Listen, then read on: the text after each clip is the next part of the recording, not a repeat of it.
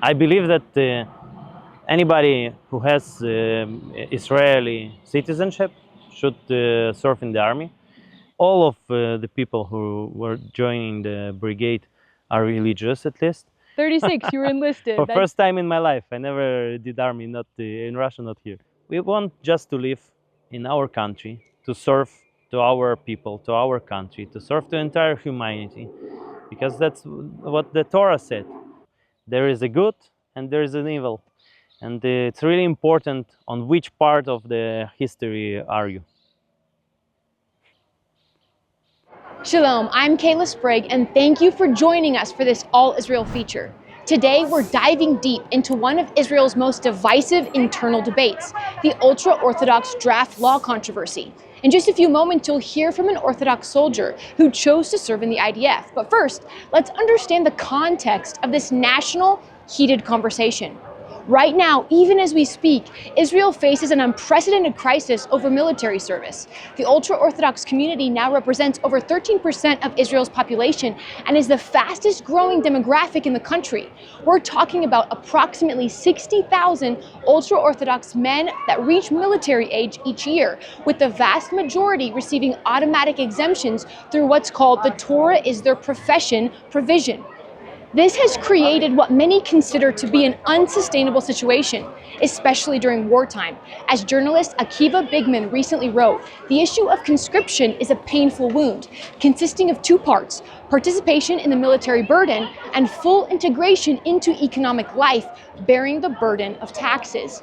Meanwhile, secular and religious Zionist families are asking the painful question: why are we sending our children to fight and die when many others receive automatic exemptions?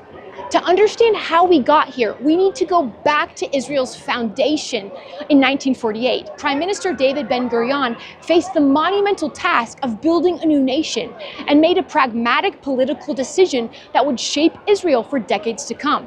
He granted military exemptions for ultra-Orthodox yeshiva students to secure the political support for the fledgling state.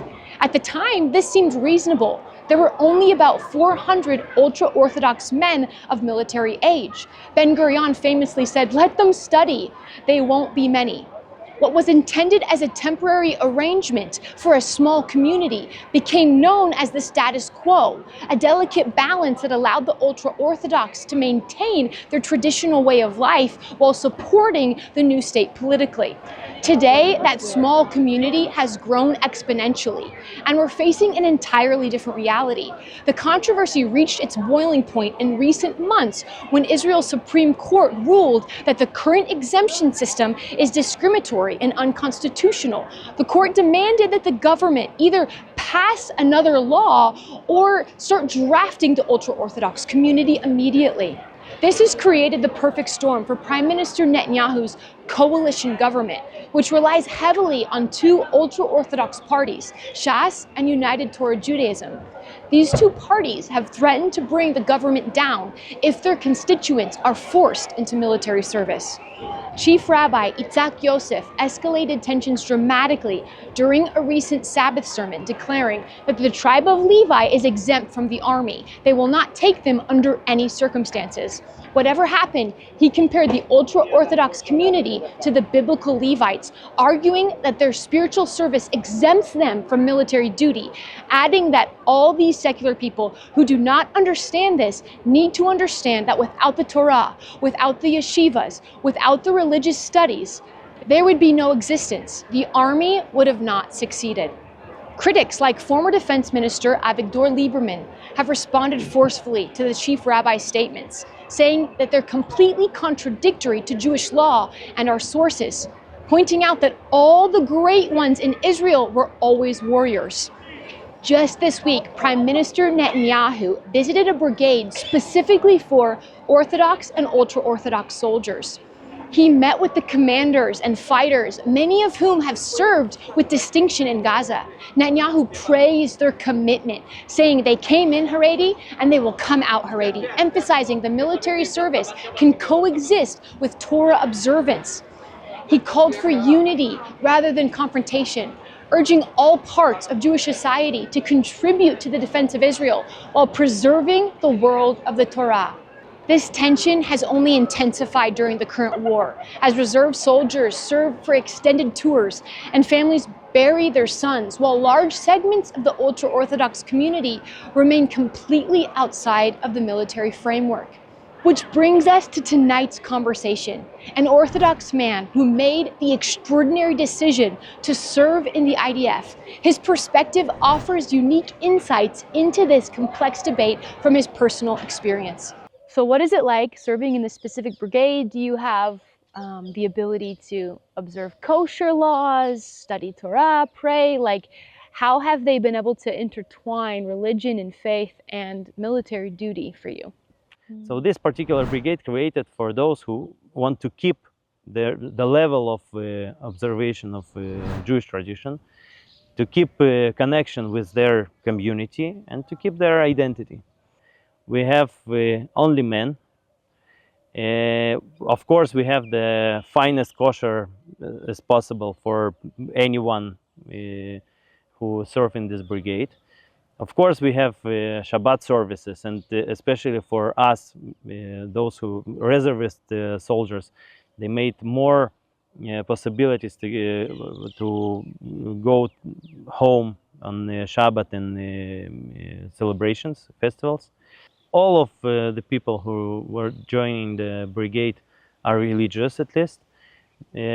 The brigade was established just like half a year ago, and I was in the very first group joined this brigade. That's why we had less, like half ultra-Orthodox soldiers and half just Orthodox, religious Zionists, all kind of. But the second group who just joined the brigade like 2 months ago, I see like much more ultra-Orthodox soldiers. Also, all kinds of Hasidim and all kinds of ultra-Orthodox, and it's really good. Yeah. I live in a religious Zionist environment in the village of religious Zionists. I was in the ultra-Orthodox community back then in Russia. That's how basically I got to Ultra-Orthodox Brigade. But I really want that brigade will succeed to encourage more ultra-Orthodox young people to join the army and to serve for the country. Tell me again the meaning of that name of the brigade, as well as the kind of backstory of it. It's significant to be a part of. It is.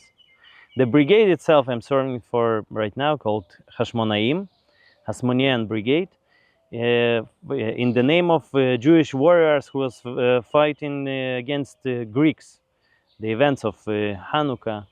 And it's really meaningful because they were fighting in the name of God, as well as this brigade made for those who observing Jewish tradition.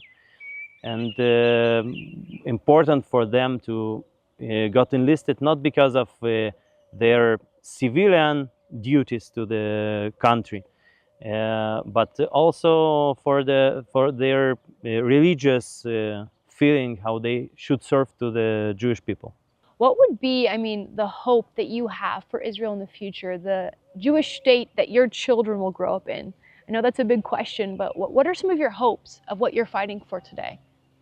I hope that my kids will not serve in the army during the war, because yeah, and that's basically why we are fighting for the peace. We want peace. We don't want war. We don't want conquer territories or conquer people or making other people to embrace our religion or our lifestyle. We want just to live in our country, to serve to our people, to our country, to serve the entire humanity, because that's what the Torah said, that when the Holy Temple in Jerusalem will be built, it's going to be a temple for all people, for all peoples in the world. And I hope that, first of all, it's not going to be a war soon. And the second, we will build a temple. Amen. And on that same note, as you're looking at the future and you're looking at the future of this brigade, you're looking at the future of Orthodox and Ultra-Orthodox service for their country, what are your hopes there? I hope the brigade, it's just the first brigade in IDF, and I hope to see more units and more frames for ultra-Orthodox soldiers. Not only ultra-Orthodox, me as a part of Russian-speaking community in Israel, I'm trying to initiate in the army the program for Russian speakers or for new immigrants in general, who can join the army in the age of 25 plus. And yeah, I hope the army will be in the future just personal growth and sport training for young people, and it's actually is right now. But without this part of war and all that beautiful things which are coming out of it. So many of our viewers love Israel, support Israel, are Zionists at heart. If there's anything you wanted to say to people around the world that are supporting you, praying for you, what would you want to say to them right now? Yeah, I think like it's a common sense. There is a good and there is an evil, and it's really important on which part of the history are you. Thank you for joining us today. Please subscribe to our channel and visit allisraelnews.com for continual coverage here in Israel.